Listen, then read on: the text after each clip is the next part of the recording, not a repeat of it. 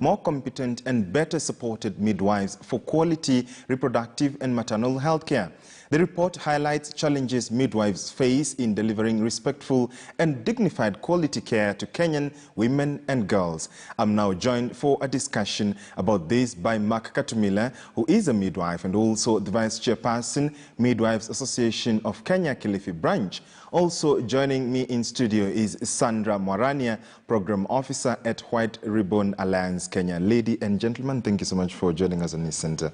Great. First of all, we have seen, for those who have been even monitoring on social media, we have seen throughout this whole week the Midwives Voices campaign advocating for better working conditions for midwives in Kenya. And I'll start with you, Sandra. What is all this about? George, as you've alluded, in 2018 we did have a campaign, the What Women Want campaign. But let me take you a step back before the What Women Want campaign. A report came out, the confidential inquiry into maternal deaths, that painted a very black picture of the status of maternal health, where we were seeing that 9 out of 10 mothers were dying avoidably because of substandard quality care. So what we sought to do then was, we were wondering from the mothers' experience, what is it that they feel actually is contributing to this substandard quality of care, that now led to that question, what do you demand for quality care? And then one of the asks that we got was the midwifery related ask around better supported midwives, more midwives. So now that is now how we've come here. We heard from the women, the top ask from the women, it was the fourth ask globally, that they want more midwives, they want better supported midwives, they want competent midwives. Now we want to go to the other side of this story, right, to really understand. Now the mothers have asked for this. What does the other side look like? And so we sought to talk to midwives this year, asking them what do they need to perform best in their role as a midwife. And the listening exercise is what we launched. The reports from the listening exercise is what we launched this week. Great. And there is often quite a confused misunderstanding of the differences between a midwife, a traditional attendant, and a nurse, where it pertains, offering care before, during, and after childbirth. So this is quite a thin line of difference. And Mark, I'm curious to know, where do you separate who is who does what, and what are the distinct roles of each? Fine, thank you. There's a clear difference between a nurse, a midwife, and also a traditional birth attendant by the name TBA. Now, when we come to midwives, midwives are healthcare professionals who are trained to take care of women, especially women of reproductive age, right before conception, during pregnancy, during delivery, and even after delivery. So that's the role of the midwives, right from before you conceive, during pregnancy, and even delivery, and even after. But when it comes to a nurse is a person or is a professional also in a healthcare who is trained to offer services in a wider group. The main role of a nurse is to promote health, to prevent illness, to do rehabilitation, also to take care of all other groups of the patients and clients, including even take care of the dead. So, and when it comes again to a TBA, a traditional birth attendant is a person who assists or attends to the mother who is delivering. So he just attends to or assists a mother during delivery process. During the delivery process. Yes, but again, as far as we have reached as a country, the TBAs are now given a specific role, not about assisting the delivery, because now we have realized that the more we engage the TBAs, again, we are not attending to the target of reducing maternal and mortality rate, of reducing the stillbirth. So the TBAs are given the role of, at least we attach them to the facility, attach them to the caregiver, so that we see how we can utilize them because they're on the ground. So that's the distinct difference between the TBAs, the midwives, and again, the nurses. Sandra, coming to you, or still on that topic, what do you have to say? Because you've seen quite, Kenyans not understanding who does what, and even in the villages, perhaps, when someone says they are a midwife, they will be like, I only need assistance when that time comes. So what is especially the role of a midwife in trying to take care of a reproductive, woman, or even during and before, during, and after the pregnancy?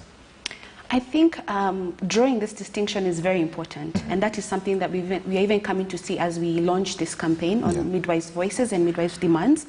Why is because that blurring of who a midwife versus TBA versus nurse is what is actually causing some of the challenges that we're seeing in the reproductive maternal health system. How come? One, we are seeing in terms of first the respectful collaboration. Right? So you find that, and in this case I will use the nurse and midwife differentiation. You find that it is so blurred, but then in terms of understanding the scope of work, understanding recognition, even in terms of leadership positions, it is the nurse that will be given more priority, right? So if you're looking at even whose voice matters in terms of making decisions during a maternal incident, it is the nurse or the other cadres, maybe the doctor, maybe the medical officer, that will be given more precedence. And so even in this campaign, there's one key ask that has come from the midwives. It's around autonomy in decision making, recognition and respect of midwifery as an independent profession. That is, yes, related to nursing, yes, related to the other cadres, but it is also needs to be respected. Now, on the other side, there are those Kenyans, and I must admit myself, before I dove into this, I was also very confused. Really? Confusing. If you go to a common mwananchi, they will tell you a midwife is a trained birth attendant. And there's a reason for differentiating that, because, first of all, like Mark has said, midwives are trained. TBAs, they get their, training in quotes from apprenticeship, because this is, it's embedded in the cultural practices, African systems that existed before. But now things have moved. And we've also seen, by the way, before, the rate of maternal deaths were actually higher. And when we're talking about substandard quality, one of those reasons was unskilled attendants for birthing and postnatal care. And so that is where we saw a lot of TBAs. So we're not saying that they don't matter anymore, because as he's also said, they've been trained. And we've tried that method. Let's train them and see, will that cause a difference? But it hasn't. At the same time, we do recognize there's a cultural sensitivity to engaging TBAs. In fact, when you talk to mothers on the ground, they will tell you, when they go to a traditional birth attendant, it's a personalized care. They understand. They will even give me food, the traditional food. You'll not get that in a facility. Facility, by the way, depends on other infrastructural challenges that we'll discuss later, that will not give them that personalized care. So even there, at that level, we need to distinguish. Yes, we understand you're getting good care from the TBA, but also understand that the skill, if there's an emergency, things go bad. So can we now also promote midwifery and make them understand? Also, midwives, by the way, they're almost like they can also understand that reality. By the way, they're actually recognized as a primary healthcare provider, properly understanding the cultural and gender realities of women and girls. So let us also not forget that aspect. They're not just health professionals. They have also that other aspect. The broader role. Mark, I'm curious to know, first of all, how did you even, settle on becoming a midwife? Fine. The role, it all depends on what you really, you see, one, we all came through that midwifery process. All of us, the whole world.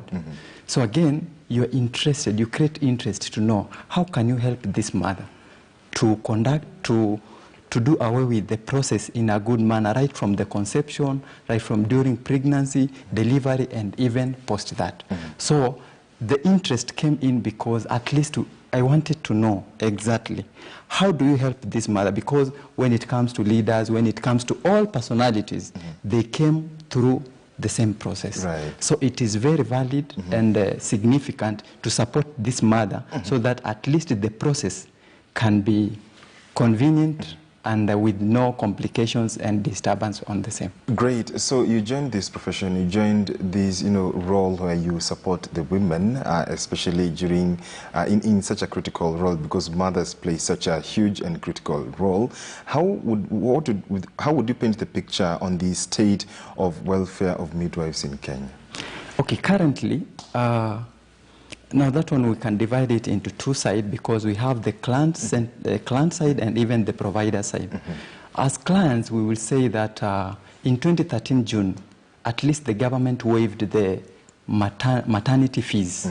At least all the mothers can go and have maternity services free of charge in all healthcare facilities. That one is a plus. But again, we come back and look at, yes, we have given, the services are affordable, they're accessible, they are available, and at least in every sub-county, in every village, at least we have a health facility, be it a dispensary, a health center, or a sub-county and a county hospital. But again, let's look at the services we are providing. Are we providing the quality services to this mother? Yes, the services are available all through, but are they of quality? Here, we are having a nurse who is giving midwifery services. In nursing, a midwifery is just a unit. It's not like it's given a whole of it. It's just a unit on its own. So again, you realize that this process of pregnancy, conception, and even after labor, it is critical for this mother, for that unborn child, for the family, and even for the whole society. So we need to at least focus on this midwifery as standalone. How do we bring up this midwife right from high school? Because we are looking at a point where Kenya can have that student in high school who is willing and wishing to focus direct on midwifery. So from high school, you go to diploma in midwifery, then degree in midwifery, then master's in midwifery. So we want that clear path of midwifery from zero to a high rank, up to maybe director of midwifery services, the council, Midwifery Council of Kenya, so that at least we can have that clear path of that midwife. And again, through that, we shall be able to focus on this mother. Yeah, indeed. And such a good place to take our first short break right here on News Center. That discussion on the role of midwives and the midwifery conversation. Of course, you can continue channeling your thoughts and feedback through Twitter. I can already see you tweeting. We will be posing the questions to my guests right